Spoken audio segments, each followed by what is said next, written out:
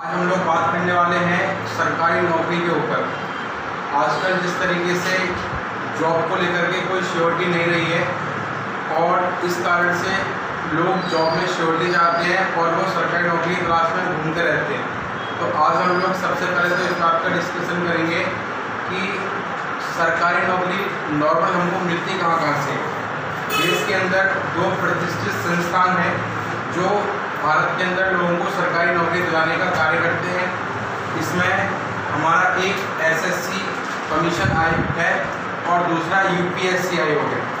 अब इन दोनों में क्या अंतर है हम उसको जानते हैं। एसएससी 10वीं क्लास से लेकर के ग्रेजुएशन तक के बच्चों को अलग अलग प्रकार की जॉब उपलब्ध कराता है, जिसमें 10वीं के आधार पर कोई भी बच्चा एमटीएस का एग्ज़ाम देगा, 12वीं के आधार पर कोई भी बच्चा क्लर्क का एग्ज़ाम देगा और ग्रेजुएशन के आधार पर कोई भी बच्चा 2 प्रकार के एग्ज़ाम दे सकता है। एक सीपीओ का, जिससे अलग अलग डिपार्टमेंट में आप सब इंस्पेक्टर बनते हो, यानी एसआई, जैसे कि बीएसएफ, आईटीबीपी, सीआरपीएफ और दिल्ली पुलिस, इन सभी के अंदर हम एसआई बनते हैं। इसके अलावा दूसरा एग्ज़ाम होता है जिसको सीटीआर बोलते हैं, कंबाइंड ग्रेजुएट लेवल एग्ज़ाम।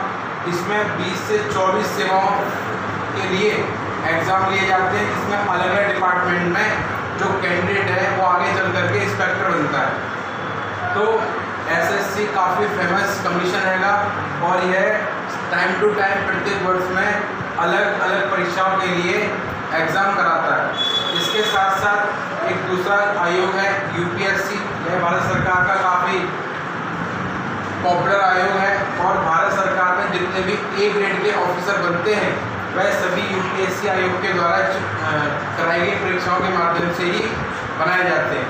तो इसके अंतर्गत 12वीं बेस पे एनडीए की जॉब निकलती है और उसके बाद सभी एग्ज़ाम लगभग ग्रेजुएशन लेवल के बाद ही होते हैं।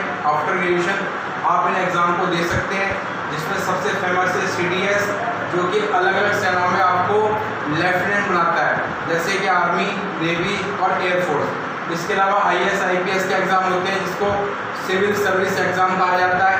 इसके माध्यम से भी 24 सेवाओं के लिए अलग अलग एग्ज़ाम होते हैं। एक ही एग्ज़ाम होता है जिसके माध्यम से आप 24 अलग अलग सेवाओं में जाते हैं, जैसे आईएएस, आईपीएस, आईआरएस, आईएफएस, इसके अलावा अन्य पद। इसके अलावा इंजीनियरिंग सर्विस, स्टैटिक सर्विस और ईपीएफओ जैसे एग्ज़ाम कराए जाते हैं इस आयोग के द्वारा, जिसके माध्यम से ए ग्रेड ऑफिसर बनते हैं, जिसको गजेटेड ऑफिसर भी कहा जाता है। तो भारत के अंदर ये 2 संस्थान हैं जो मुख्य रूप से पूरे वर्ष अलग अलग प्रकार की सर्विसेज निकालते हैं गवर्नमेंट, जिसमें लाखों विद्यार्थी पार्टिसिपेट करते हैं। और आप लोग भी, क्योंकि आप इसको आगे पार्टिसिपेट करने वाले हो, इस कारण से मैं इस वीडियो को बना रहा हूँ और आपको ये जानकारी प्रोवाइड करा रहा हूँ। इसके अलावा अलग अलग स्टेट के अंदर पुलिस सर्विसेज की वैकेंसी निकाली जाती है स्टेट के द्वारा। रेलवे डिपार्टमेंट में आरपीएफ के नाम से वैकेंसी निकाली जाती है या फिर आरआरबी के नाम से वैकेंसी निकाली जाती है, जिसके माध्यम से आप टिकट कलेक्टर, टीए, टीई ये सब आप बनते हो। तो यह भारत के अंदर प्रमुख सरकारी नौकरियां हैं जो कि वर्ष में प्रत्येक बार निकलती रहती हैं या कभी कभी निकलती रहती हैं।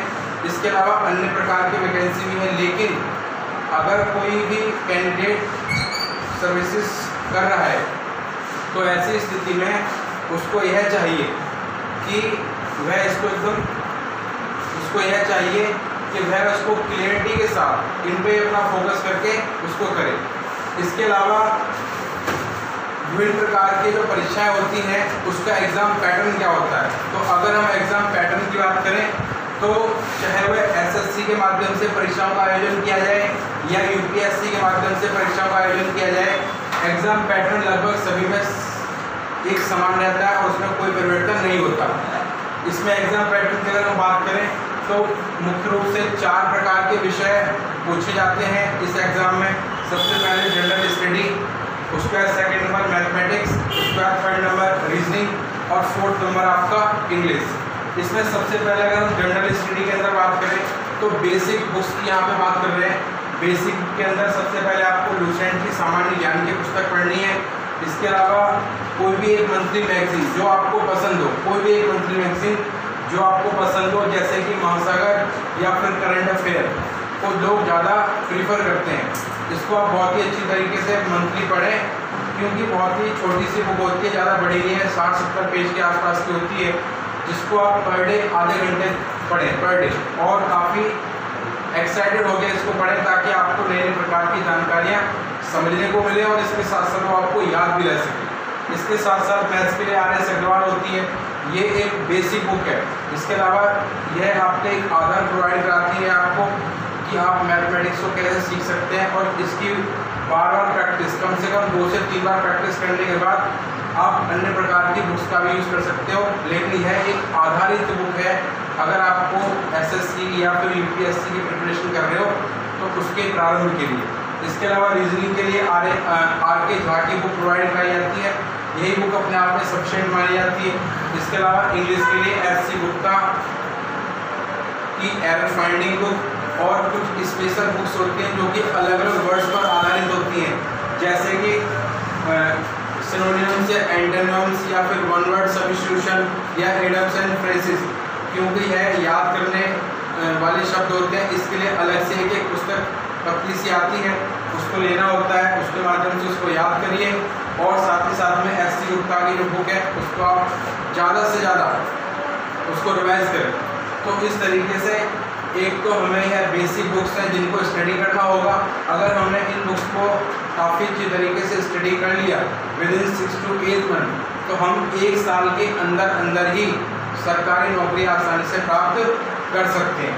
इसके साथ साथ क्या होता है, इन बुक्स को करने के अलावा, क्योंकि हम जानते हैं कि सभी एग्ज़ाम का आधार यही होता है, जैसे जैसे एग्ज़ाम का लेवल बढ़ता है वैसे वैसे उसका स्टैंडर्ड बढ़ जाता है।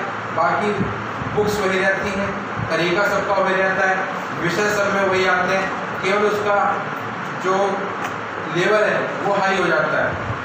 अगर हमको CGL या फिर UPSC में बड़े एग्ज़ाम देने हैं तो उसके लिए भी हमको आधार इन्हीं को बनाना होगा। तो सर्वप्रथम हमारा कार्य यह होना चाहिए कि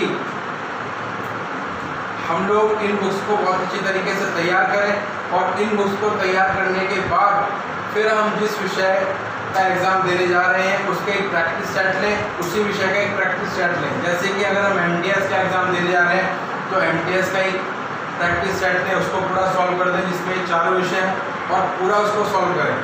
इसके अलावा क्लर्क है उसके लिए लें, या फिर ग्रेजुएशन लेवल पे दे रहे हैं उसका लें। तो सर्वप्रथम हमारा कार्य है अपने बेसिक सब्जेक्ट्स को मजबूत करना, और इसके बाद सेकंड जो हमारा काम है वो है कि कोई भी एक प्रैक्टिस सेट लेके और उसको बार बार रिवाइज करना।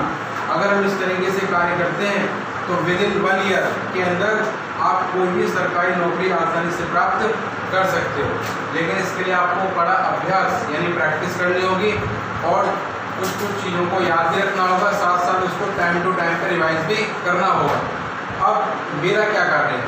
मेरा कार्य यह है कि मैंने आपको आज ये सब जानकारी दी है, और इसी जानकारी को आधार लेकर के मैं आपको ये प्रत्येक विषय में थोड़ी प्रत्येक विषय के ऊपर अपनी क्लासेस प्रोवाइड कराऊंगा, जिसके आधार पर आपकी जो बुक्स है ये आपकी पूरी तैयार हो जाएंगी और आप इन परीक्षाओं को देने के योग्य बन जाओगे।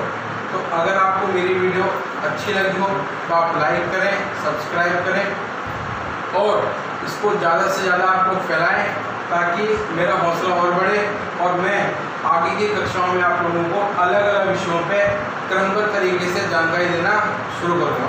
Thank you.